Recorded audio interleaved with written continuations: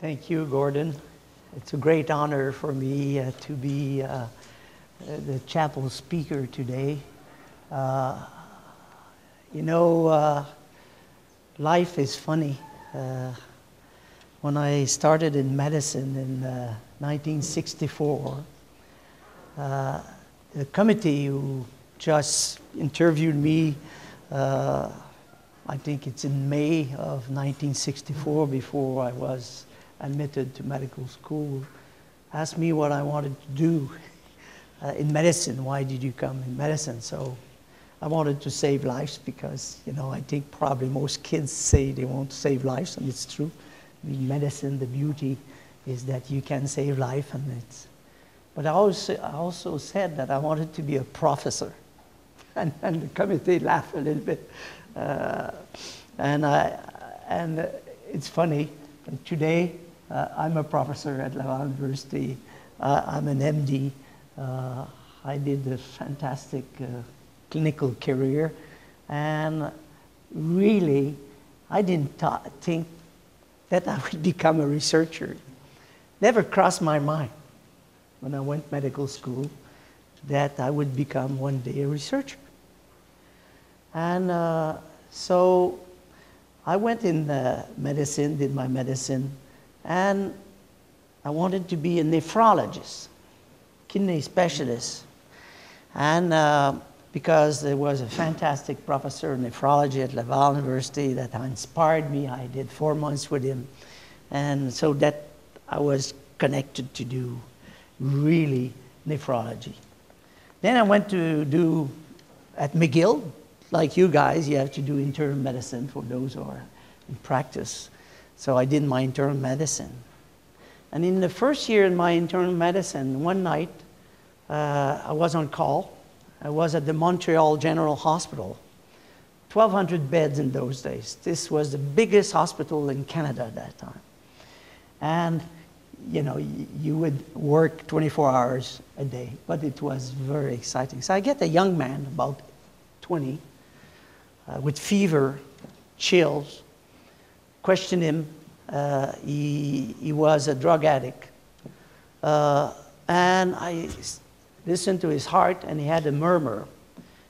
And suddenly, when I was listening to his heart, I heard a big sound, and his valve just gave away. So he started to faint in front of me. So I called in those days, we had cardiac surgeon available. I mean, the resident 5. So I tell him about that. So the anesthetist, we intubate him.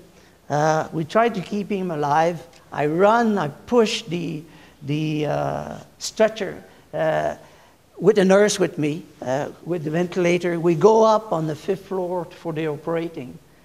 The surgeon was waiting, and we didn't have time to really clean. We just put rapidly, sterilize his chest. And the surgeon said, well, Michel, you have to stay. I never did a cardiac operation. So I was there. So made long story, we saved the life. The surgeon saved the life of this young man.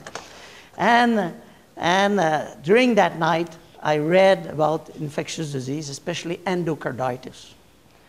And I read about a man whose name is Louis Weinstein.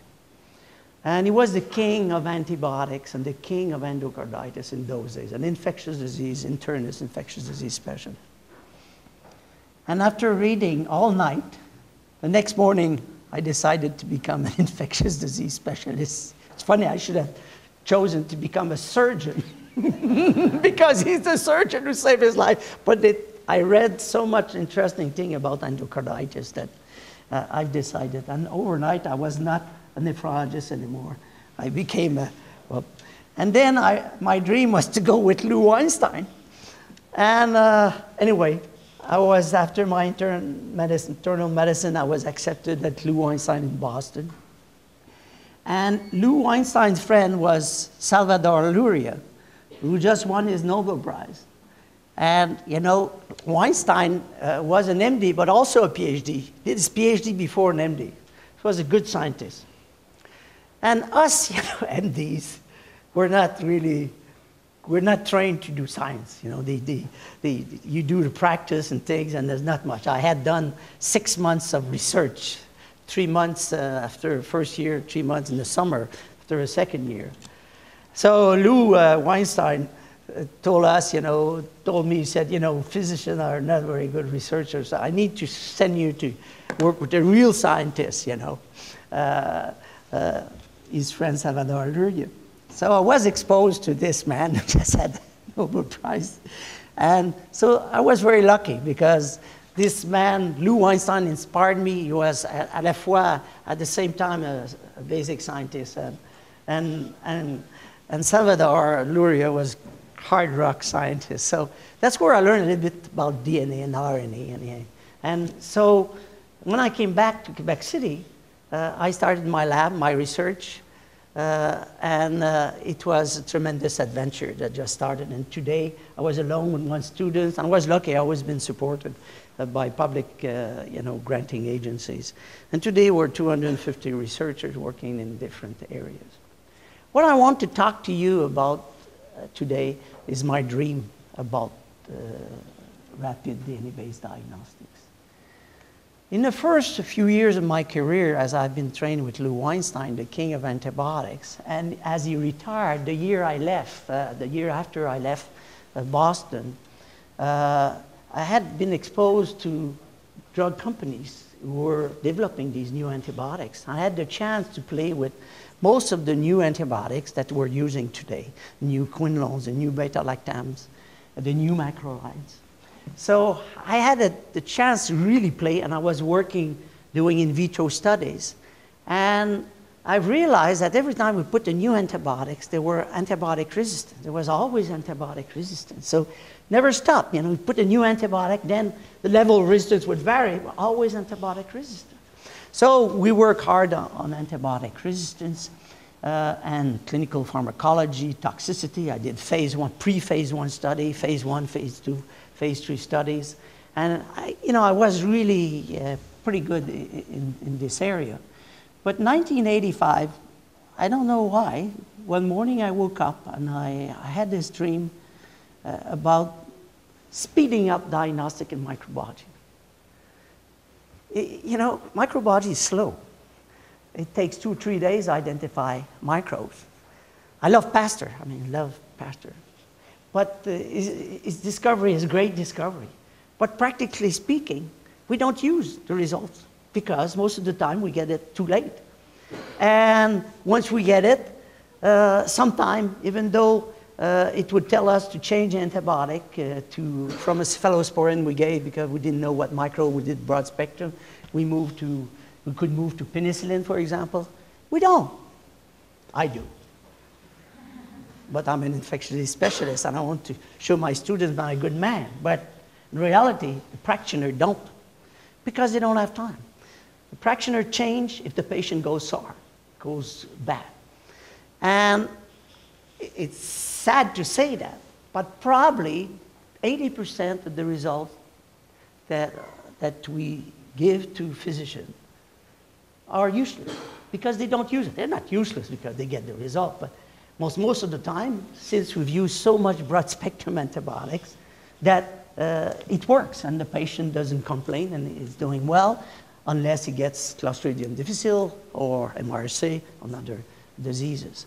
So that, in my mind, really triggered my vision about pushing rapid diagnostics. And that's that time when I started to slowly move my research from pharmacology and antibiotic resistance, and I kept the antibiotic resistance for diagnostic, to really try to develop rapid DNA-based diagnostics. Now, I knew from my work with Salvador Luria and Lou Weinstein a little bit about DNA, and I don't consider myself an expert. I'm not a basic scientist.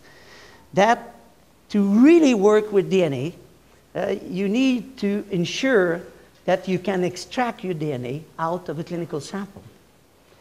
So as a clinician, working and trying to find a way to clean up the clinical sample and ensure you can have a system that can lyse bacteria. And we started to work with bacteria. and ensure that you have pure DNA, quote, pure DNA. So we've put a lot of energy in it. And about 5 or 6 years, because when you work in the field and you try to get grants in a new area, you don't get any. Because they say, this guy is working from college, he wants to go in diagnostic, molecular diagnostic, and I tell you, it was tough. But finally, suddenly, by the end of the 80s, early 90s, I got a $5 million grant. That really saved me. A large grant. I don't know why I got it. People probably look at the vision and believe in it. And that really boosted our research. So first thing we did, sample preparation, we got patent and good way. And the method we developed is Ruclanap. It's sold throughout the world. It's a very good method for any bugs. The second thing you need to know, to do, is to ensure you got a good DNA approach to develop primers and probes to be able to really identify the right bacteria. So, as you know, at that period, and still today, most people use ribosomal RNA. So, ribosomal RNA is very interesting because it's conserved genes. But when you come to speciation, it's not as good, and you have difficulty to speciate.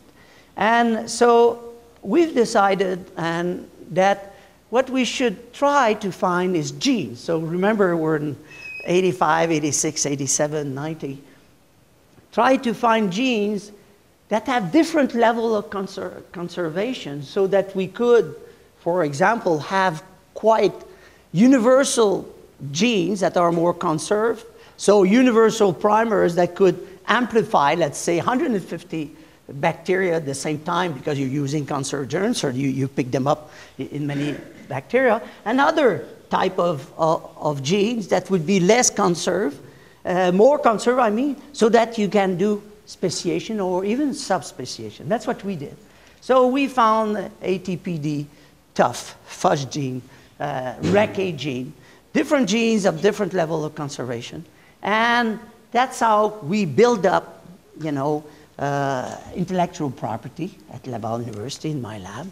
And that could allow us to do any kind of test with these different primers. Now, we were lucky because at the same time, remember that in 1983, Carey Mullis discovered PCR. And but at that time, for those who are a little older, who have done PCR in those days, it could take you 3 days to do a PCR because you have to change bath, different temperature. And we didn't have thermostable enzymes. But 1988, the thermostable enzyme arrived, added to Carey Mullis technology, allowed to develop the machine that we have today, PCR. But at the same time, as we were moving forward, we had sample preparation that was getting perfect and better. We had good genomic approach to really ensure that you have the proper primers. And then PCR evolved. And in 1995, I had enough, in my mind, intellectual property to create a company. So I created a company called Infectious Diagnostics, IDI. With the permission of the university, they were shareholders in the company. My colleagues also were shareholders in this. And we developed it. And we were very, very successful. And in 2000, so what we did, we went to get a big chunk of money, and we invested in the lab, in my research lab, because the company, we didn't have a space and things. So before establishing the company, we wanted to really ensure that the science would be very solid. So in 2000, we published the first paper in the world that showed that you could identify a microbe in less than 1 hour. In fact, it was half an hour to 45 minutes, directly from a clinical sample. It was group B streptococci, a bug that infects cows, as you know, but also bugs that infects humans because women carry it in their vagina, 15, 35%. It's the first cause of neonatal meningitis.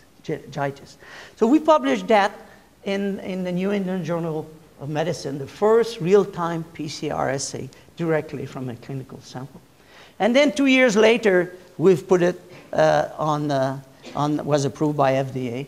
and my company put it. I stayed at the university. I've hired a president and the whole schmear. I was president of the board. I stayed president because president of the board is the vision. I wanted to be sure because I've learned a lot on guns. It was not easy. But anyway, and now there are 5 products on the market, FDA approved. And now they're commercialized by Becton Dickinson, who bought our company in 2006. And Becton Dickinson have invested $700 million in the last 5 years in Quebec City. They've built a brand new factory to make the production for the whole world. And they built a brand new research center to ensure that this. And they're still collaborating with us to develop, to increase the pipeline at the research level. And they do the research, what I call, in research, you got the big R, that's what we're doing. And then the R gets smaller and gets to the D. And that's when the R and the development are at equality, that it's time to transfer. So this is very important. And that's the difficult time, and it's very difficult to know where R and D are equal, and then D starts to develop. That's where most people fail. So we were lucky. I mean, it's a question also of luck.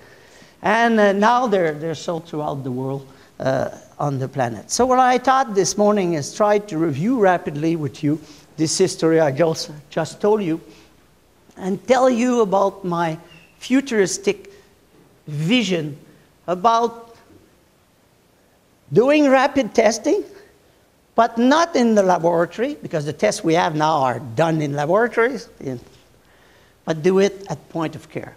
Try to develop technology, device, and assays that could be done directly at bedside, directly in doctor's office, in northern Canada, with nurses. Tests that would be easy to do. So I'll try to review that with you. And first, I'll talk a little bit. Laval University, as you know, is in Quebec City. So Laval University is in Quebec City, as you know. It's a large university, 48,000 students. And yes, thank you very much. I hope that some of you in the room will come, and especially the students, even the staff, do a sabbatical with me in my laboratory one day.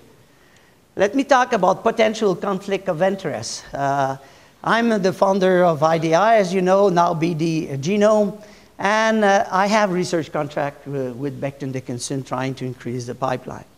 I'm also the founder of GenePoc Incorporated, the company that hopefully one day will commercialize the microfluidic CD technology. Now, you know about infectious disease, but it's always good to look at most recent data in 2009 from WHO. And infectious disease is still 1/3 of all death throughout the world, and that's very important. Cardiovascular cancer are very important. A number to remember is that 57 million people die every year. A little bit more than 1 million persons a week die. A lot of people. But more people get born at the same time. Now, this is pretty new. This is new data that are coming out. The way it's very interesting, they talk about, they've divided the disease and the first 10 causes of death.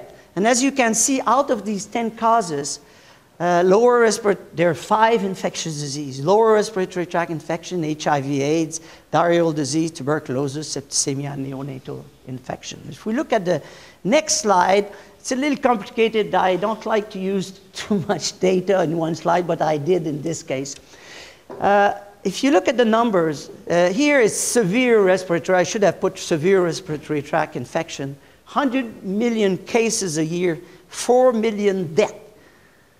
HIV and other sexually transmitted diseases, 350 million cases a year, and there are now about 40 million people living with HIV/AIDS. Vaccine preventable death, 2 billion cases that occur every year. And you see in the bottom the different diseases, including hepatitis B, which, covers more than 1 billion people. And the death, 2.8 million. This means that today we have vaccines, and the vaccines are not delivered to the children or adults, and 2.8 million people die for nothing, because this is not new technology. These are existing vaccines. So it's a shame. It's really a shame. Now, diarrhea, 1 billion cases a year, 2 million deaths. Tuberculosis, 1 billion cases, 1.6 million deaths. Malaria, 400 million cases, 1.2 million deaths. And a new data that just came out in the last few years, you see here on the bottom at 10, septicemia, neonatal infections, and mainly related to hospital-acquired infection. This is new data that more is coming out. Hospital-acquired infection is becoming a very important infection, and it kills a lot of people. And so it's coming out in the statistics more and more. There are most likely 18 million cases a year. These data come from the Global Sepsis Alliance. This is a new alliance, so I don't know. That's why I've put the stars and I've put in parentheses there are 2 million. I think there's overlap in the death of 2 million. Some are death from other disease above. But it gives you a rough idea that if you have a disease, a pneumonia, for example, and you have a septicemia, what kills you is the septicemia. So that's the chicken and the egg. So that's why I put it in parentheses. But overall, there's a lot of people dying from these few diseases that are infectious disease. This slide summarizes a little bit my vision about really rapid DNA-based diagnostic. Now you see the word Diagnostics is here. This is a word that we've coined. 1995, we've invented this term, Diagnostic. What does it mean? Diagnostic to help management or to help therapy. So what happens as a clinician, and many of you are clinicians seeing animal disease, but it's the same as in human disease. First, you examine the patient and you make your diagnosis, and we're pretty good at that. And finally, then you can get rapid results. You can get X-ray results, you can get biochemistry results, you can get hematology results within, in 1 hour without any difficulty. The problem is that microbiology, we're still a minimum of 2 days. So my dream is a green dream, rapid diagnostics, to ensure that we get the results at the same time we get the biochemistry. And that's the dream, and that was my dream at that time in 1985 when I really started to work on this. Now the consequences of lack of rapid testing are very clear. Imprecise diagnostic, empirical treatment, overuse of antibiotics, antimicrobial resistance, high healthcare costs, poor control of epidemics, poor control of terrorism attacks or threat. You could name many others that you can imagine. So it's really sad that we don't have at this stage rapid DNA-based diagnostics. Now, this is the man I think that has revolutionized the microbiology, has revolutionized the world, but his discovery, even though they're very important, shows that it's very slow. But Pasteur is still my role model. I have a sculpture of him in the entrance, which comes from the Louvre. It's not an original, it's a copy in our lab. And this man really was tremendous in all points. But he was very determined, because at that time, people didn't believe in the theory of microbes. And he really was able to convince people that microbes were the cause of infection. And what people don't know is that 2 of his daughters died of typhoid fever. And this is when he started to interest himself to human disease, because he was very interested in animal disease. As you know, he worked in wine, say the wine industry. But when his 2 daughters died, he started to look at blood of patients and try to cultivate microbes. And he really made the relation. This is a very important slide. If you look at these data, if you look classical microbiology, if you look at the number of technical steps it takes to really use standard microbiology, it varies, between 10 and 25. Time to results, usually a couple of days, if not more. Now, look at these automated systems that exist. And I just took 2. I could have put 10. They're automated systems. 59 technical steps. Automated. Just imagine they wouldn't be automated. Time to results, 22 hours. The HIV beta analyzer of Bayer. Look at this. 71 steps, 30 hours. So it's funny that people are not pushing for speed. And I'm very curious about this, why they're not pushing. And the reason is because we're doing batching. Now, we've been doing batching for 100 years. So we get, sample. Once we get, the machine does 50 tests. After 50, we put it in the machine. So my vision is 1 patient, 1 test, 1 answer, and in real time. And that's what we're trying to do. I won't go into different technologies, but if you look at Leeuwenhoek's discovery of the microscope in 1665, it took 200 years for Pasteur and others like Koch to really make a link between microbes. But in fact, Leeuwenhoek described the animalcules, small animals. He described them, took his saliva and put it in the microscope, and he saw it.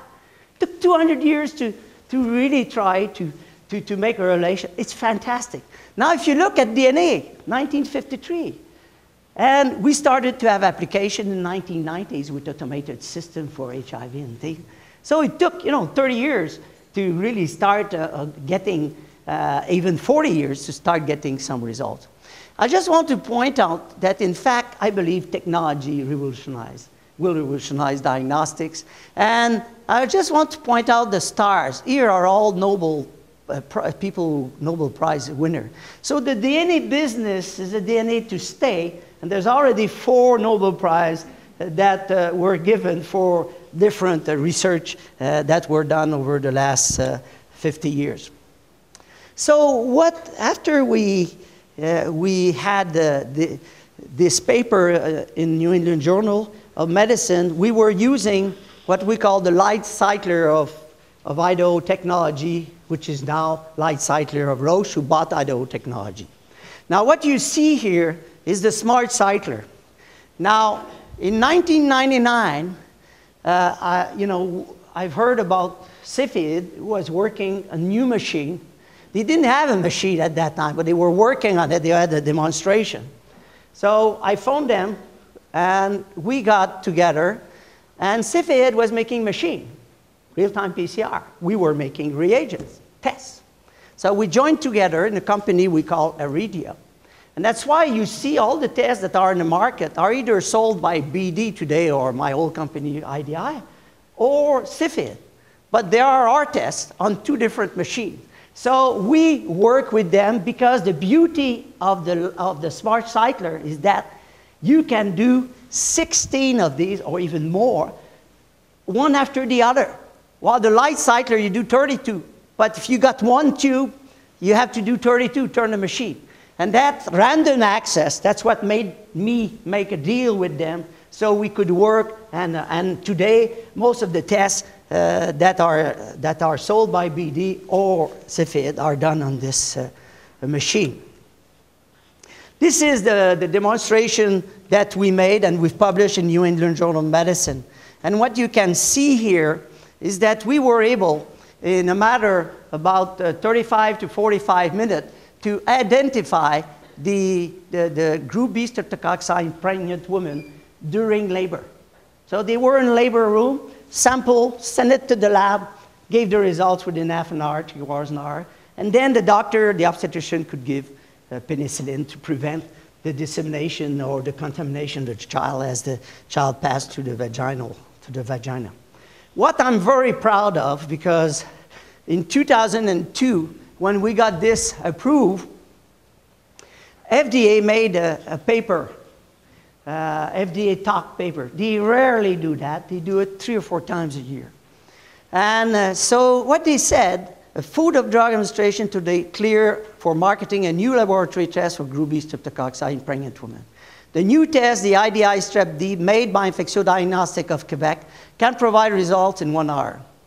What I'm very happy with is the IDI Strep B is the first non-culture test that meets the performance criteria recommended by CDC guidelines, at least 85. We had 95 sensitivity, 95%. Compared to culture method, because of this, it can be used instead of standard culture.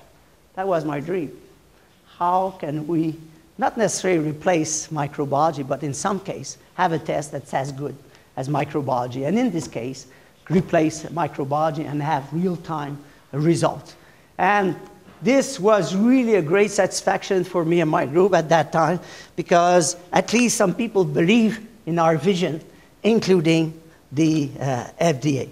So now, as you can see, we have several products that are on the market here for Strep B, MRSA, methicillin-resistant Staph aureus, for Enterococcus resistant to vancomycin, for staph that's resistant to penicillin, to oxacillin, but also to methicillin, and also staph that is sensitive in blood culture, that's what we developed, and also Clostridium difficile.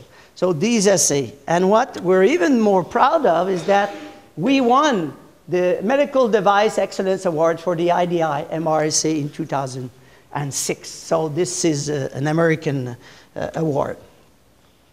Now, is it important? What's the impact of our test? Now, I'll just show you the MRSAs, and we could discuss about others, but just the MRSA. Well, if you look at MRSA, we were making our MRSA in the 90s, but then people started to realize, 1999, that there were close to 300,000 cases a year in the United States. In 2005, it doubled almost. And there were almost 300,000 hospitalizations, so you see on top. Now, if you really look at MRSA bloodstream infection BSI, it's fascinating to see this 6.3 times higher in the US than the UK. Fascinating. And this is very important, and it shows that our medicine is different. The death, 8,000 case death just due to MRSA in 2005. And it's more than HIV/AIDS in the US. And the cost, MRSA increased patient hospitalization cost by 27. So every single case that you detect, you save a lot of money. And if you look at the other slide, you realize also that in fact, it has a great impact. It reduces transmission, it reduces infection rates, reduces surgical infection, reduces bloodstream infection, avoids MRSA death, 72 deaths avoided over 4 years by Lance Peterson study, and save costs $8.8 million over 4 years in about 800-bed hospital. So you can see already there are papers showing that these assays can save lives, can save money. And here is the impact, the direct impact, more than $700 million investment in Quebec City for the new factory on top here, and here the new research center that just opened last September. And 350 people work in these centers. Now, in 2000, as the real-time PCR assay were being developed, and it was going extremely well, at the CRE and my research lab, I've decided to start to move the technology forward, but close to the patient. And why close to the patient? Because as our tests were coming out more and more, we were realizing that in fact for group B streptococci, many labs were closed at night. So the pregnant woman would come at night. We couldn't do the test. It was not done. It was closed. We found out that in many cases, when you took the sample from the vagina of women, brought it to the lab, it took often 2 hours to get to the lab. And before the girl, so finally, even though you had a test that could be done in half an hour or 3 quarters an hour, practically speaking, the diagnostic cycle that is in front of you would impair the speed because of the reality of a hospital every day. And that's what you know, made me more and more think that we should move towards of applying these tests, but at point of care, near the lady that's delivering a baby, near the patient in the emergency room, in the intensive care unit, in the doctor's office, and in the boondock. So that's how we started to work in this next generation. What's a POC? I mean, a point of care test is a simple, single step, rapid, less than 1 hour. I'm always with 1 hour because practically speaking, that's how the results get. Affordable tests at point of care that give a clear answer and which are supported by a handheld device. So the ideal is that you can carry it to close the patient. The best tests, pregnancy, glucose test, 2 very good examples. And what's important is that there are no genomic POC tests presently. No single point of care based on genomics. When did it start? I think the electrocardiogram is the best example of a point of care. And I like this slide because you see the patient is rolling on his, and he put his hand in water.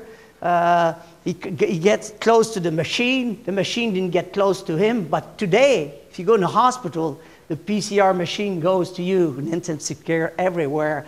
You go to the clinic, they bring the AKG to you. So this is a very good example also of a test that is a point of care.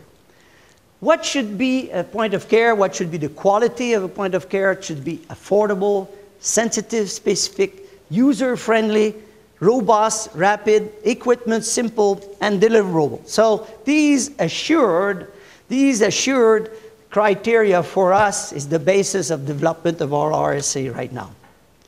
And why do we think we're going to be successful? Because of people. You don't build with infrastructure, you build with people. So you see people from the University of California, Microfluidics, Weinmann Plastic Technology in Switzerland, Phasix in California, André Nantel, an expert in microarray, Theodore Verres in microfluidic and plastic, Benoit Simard in microbeads, to put DNA on microbeads, Patrice Aliber from Becton Dickinson, Mario Leclerc, one of the best chemists in the country, Paul Roy invented the integrons. He's a world expert on probably a future Nobel Prize. In my laboratory, he discovered the integrons. Marc Ouellet is the director of the Institute of Infection and Immunity of the CI chair, a world expert on antibiotic resistance and parasitology. And Guy Boivin, a world expert in virology. Denis Boudreau, an expert in optics. And so you see all the different specialty or expertise of these people that you need to be sure you can develop a proper test. And it's because of them I think we're going to be successful. Now, as I told you, to do a good test, you need good sample preparation, nucleic amplification, and also detection and results. So I will show you what we've done in the last few years on these different aspects. No one has ever integrated these steps for diagnostic at POC. So it's really revolutionary, and people are trying to do that, but it's hard. So here is the swab.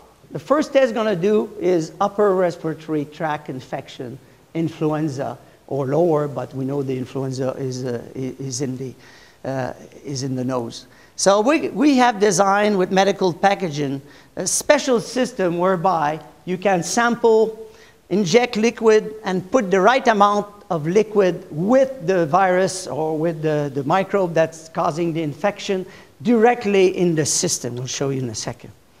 We've also developed a microfluidic centripetal device that prepares clinical samples and extracts in less than 5 minutes. All based on our first work that we did in the 80s, handworks, but we all automated the system. And you will see it at work in a second. So imagine the CD is turning. You see 2 magnets here. See a magnet here, a magnet here. So imagine that this is a metal disc, that it's going up and down because it's a stroboscopic light.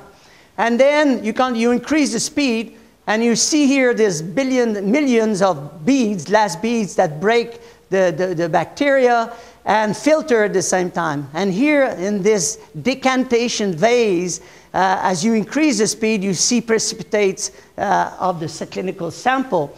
And you will see we will slow down, and then there will be a siphon valve that will aspirate the liquid and bring it to the collecting chamber. So what we did, we first developed this sample preparation, and now we're integrating all of them together.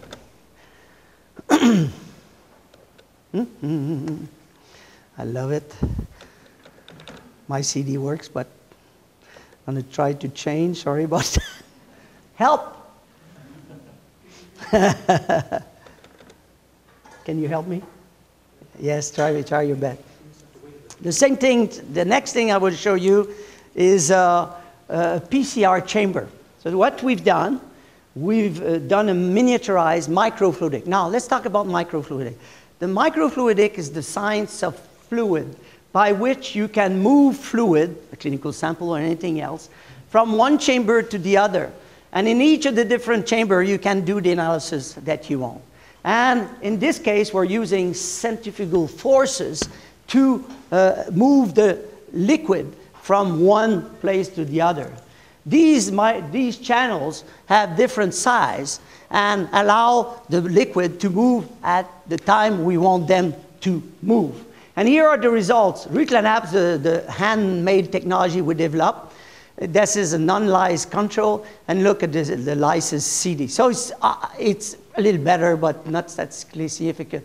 Revolutionized. So our technology can extract nucleic acid as well as our hand method that we had developed. Here is the PCR card I told you about, and what you see here is the big difference is that using microfluidic, you can accelerate the analysis, the results and the PCR, and you can see the amplicon are the same in both conventional PCR or our PCR device. Instead of 60 minutes, it's 33 minutes. So microfluidic can accelerate PCR. And finally, you can see hybridization. And you can have much better hybridization in microfluidic than in other systems. And look at the signal here compared to passive hybridization. Passive hybridization takes 12 hours. Our hybridization in this system took about 15 minutes, but I'll show you data in a second that your hair will just stand up. Here is the plastic chemistry. Plastic chemistry is very important. As you know, all microarrays are done on glass slides. We have been successful in doing it on plastic slides. And I won't go into details, but the results are very good. And we are experts, as you know, at Laval. They're very strong optic groups. And what we have done, we have a head. So you see the CD, so it's not bigger. This is the CD. You see it here. And here you see the head. So imagine this CD, not bigger than that, so you can imagine how small is the head, the reading light, because we want to miniaturize. So it's reading right now, as you will see in a second. You just adjust it first, and now it's reading the micro array to really get the results. Now, what we are doing is the integration of the sample prep, the amplification, and the detection. So we wish, we're not there yet with the small palm, but this is what we're aiming at, to have the sample preparation, the PCR, and then we have the microarray. So let's look at that.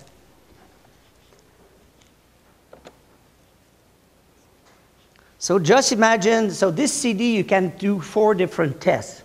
Or you could have 4 multiplex on one CD, you can imagine. So here you put the clinical sample here, and the CD is starting to turn, as you can see here. I'm sorry, it's because the screen is behind. And so the CD is turning, it's preparing the sample. Here is one of our inventions, serial siphon valve, because we can move reagents at the time and get them at the right place at the right time. So here you move to the PCR. This is another of an invention of one of our group, of our researcher. You will see the ice valve. You see this grating here, a ice valve, because you won't, so it's a small fridge, just put an ice valve. Now you do the PCR. It's not an electrocardiogram, it's just a PCR as you increase the temperature. And the ice valve, we just keep it there. And then once it's finished, you melt the ice valve, you start turning, and then you move in the mixing chamber. You've got a disc here. The beauty of a CD, you can shake it, you can vibrate it, you can turn it. It's kind of centrifuge, but the centrifuge that you can do more things with. And here you're going to mix the amplicon after the application and the reagent that you need to do a proper microarray. So you continue to turn, and then the liquid will go out. This is another, it's to equilibrate the pressure within the tubes, pure physical thing. And you go over the microarray, so imagine a microarray. We can have 500 spots at this time, 540. But we could increase the size. For the moment, we don't need more. And then this is waste. So as you continue to turn, the CD will read the microarray in a second, and you will see the appearance of spots, of fluorescent spots, and then the results will automatically come. So you see the fluorescence, and you will see the results in a second on the right corner. And just happened that it is influenza. And we're going to connect this to, and that's my dream about communication I told you yesterday. So I think we should be connected to the patient's chart. We should be connected to provincial laboratory, to Center of Disease Control, to the WHO, to the Canadian Health Laboratory, Microbiology Laboratory. So that's my vision of the future. And this, we're working hard with a company in Quebec City that is interested in this area. So our first assay will be viral respiratory tract infection, especially influenza. And as you can see, you know about this disease. Just one thing to remember, it's viral respiratory tract infection is responsible for 70% of antibiotic use right now. And most of it is useless because viruses don't respond to bacteria, to antibiotics. Now, what's important in this slide is that as a recent study done in Toronto in many hospitals, they've shown that when the doctor made the clinical diagnostic of influenza, and this was confirmed by culture, viral culture, that 89% the doctor gave antibiotic just the same, even though they made the diagnostic. So there's a big culture shift here cultural shift to make. These are the different targets that we're using, different viruses, but that's not that important at this stage. So speed in diagnostic for better global health, I think it in precise diagnosis and treatment. It will help us to better control antimicrobial resistance, selective isolation of patients, better use of antibiotics, better control of epidemics, bioterrorism attacks, safer environment, improved quality of life, and save lives. The PUC device, could be delivered on site testing, hospitals, different areas like I told you, primary care facilities, clinics, pharmacies. I foresee a very big area where pharmacy could be very useful, remote setting, homes, or farms. Aha! And personalized medicine, you've all heard about personalized, the buzzword right now. If you want a grant, put personalized medicine in the grant. But it's important. Personalized medicine is the future, and that's the way to go. Well, when you look at PUC tests are going to be very useful for personalized medicine because it expedites the initial diagnosis. It empowers the patients and healthcare workers because they could do the test even themselves. Monitoring individuals, you want to follow patients, surveillance program, and healthcare benefits. So it will allow a personalized treatment. Now, we always talk about human medicine, but veterinary medicine is very important. Agri-food, I think this is an area we're going to be very important in the future.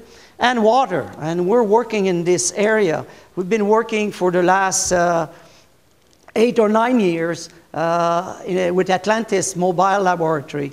And what we are developing is new technology, rapid technology to test water in different parts of the world. So the first place we went is Bermuda. We started in a very nice place, but the water the tank of people from Bermuda are all contaminated with bugs.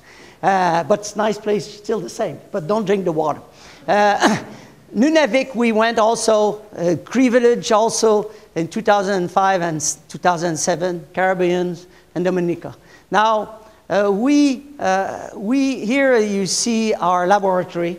It's a container, and our laboratory is here. It's in a container under this, and you see one of my graduate students, PhD student, working in the boondock and doing essays directly in these mobile laboratory. And here is our really the iceberg. We go north.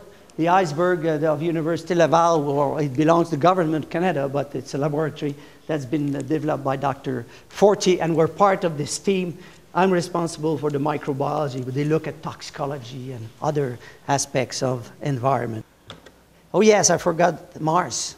Now, we hope to be on Mars in 2032. I hope I'll be there. Anyway, we made the front page of IVD technology in 2009. People think the technology is pretty hot.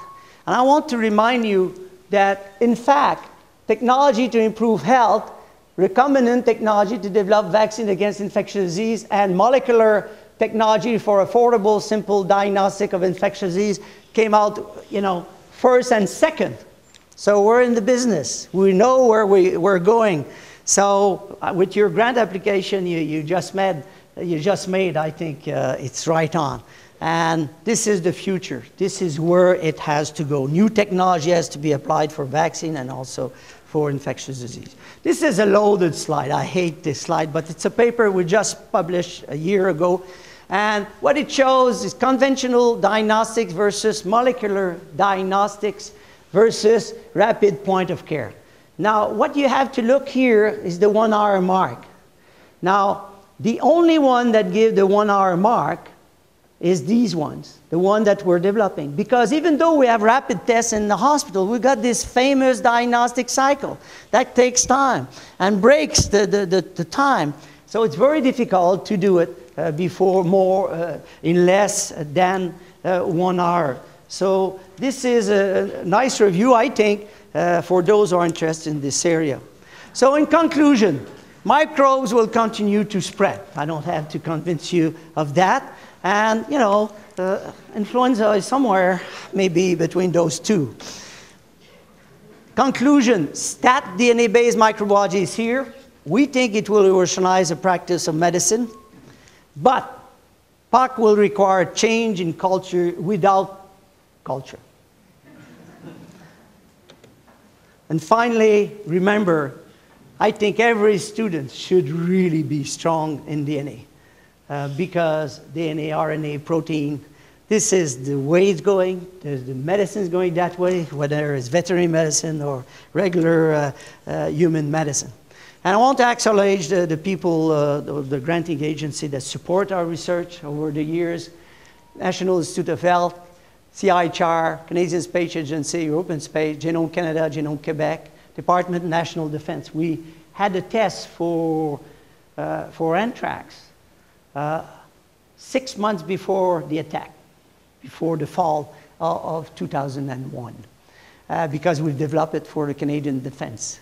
And we could detect anthrax in less than 1 hour with RSA.